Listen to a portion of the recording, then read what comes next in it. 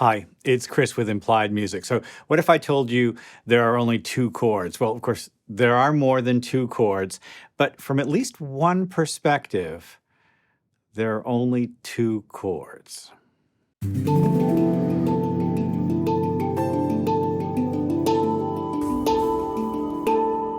Years ago, I read an interview with the jazz pianist Brad Mehldau. Now, he's a genius pianist and theorist, a composer of the highest order. Now, depending on who you are, you might not want to take your sort of music theory advice from a jazz pianist because it can be kind of heady stuff. But he said something that was so simple. He said that in functional harmony, and in harmony as we practice it in the sort of European standard practice tradition, there's two places harmonically.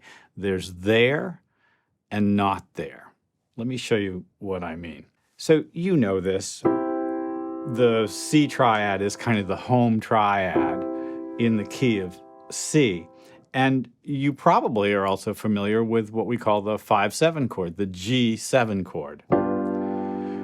That's sometimes called the dominant chord because of its tritone that's built into the stack of thirds that makes up the chord. That tritone really wants to resolve. It wants to come in. It can go out, but it wants to come in.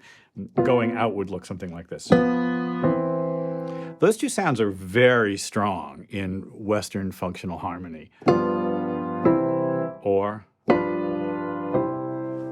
And what that suggests to me is this, that there's one stack of thirds. In this case, that's a C major 7 chord.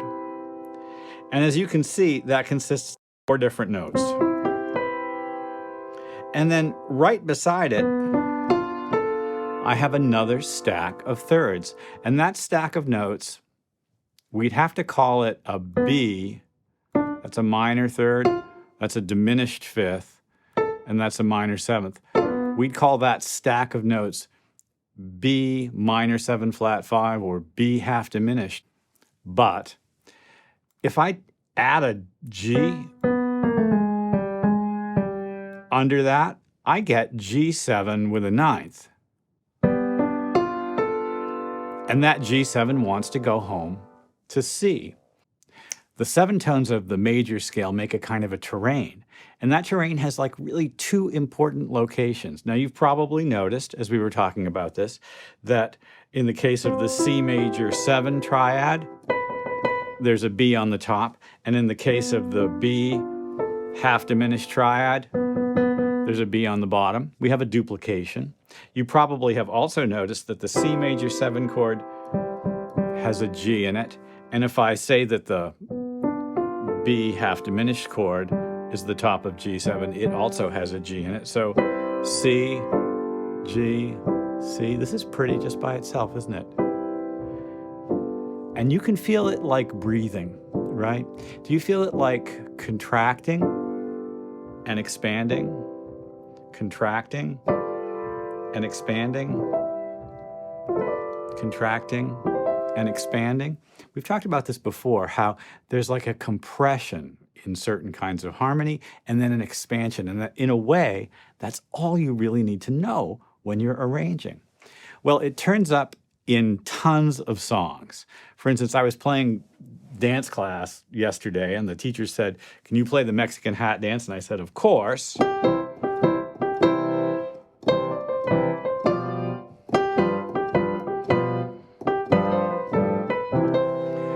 And the 2 chords in that, and there are only 2 chords in so much folk music, are the 1 chord C and the 5 chord, or the not there chord, not home chord, G7 or B half diminished 7 or whatever it is, whatever includes that tritone which wants to resolve.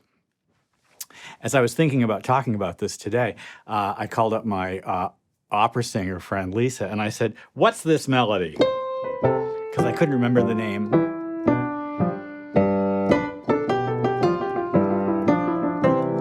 She said, "Wait, you don't have to play anymore. It's Caro Nome from Verdi's opera Rigoletto. It's a beautiful aria, and Verdi uses it to great advantage throughout really a lot of the opera. It's genius, and I don't know. Did you notice? It's just two chords. I played it in C. It's not in C in the original, but that's a C chord right down the scale, and then with a little embellishment down the G sort of system. They're always right next to each other. Did you notice that? In music, and Bach would have recognized this immediately as well, there's a thing that's called a sequence, where you have a little melodic expression, and then you do the same thing down a step. Should we do it again? And then again. When the melodies are sort of just transposed down a step to the next scale degree, we have a sequence. It's a tonal sequence. It would be possible to do it chromatically as well. And I'll tell you what, this use of just this there and not there concept is so powerful in your own composing. You can just kind of sit on any stack of thirds or some version of those thirds. For instance, they could be opened out. That's the there stack, the stack that's based around C, and then alternate it with a stack that's based around the not there stack of thirds, the stack that's based on the 7th degree, or if you want to think about it, the 5th degree with another tone on the top.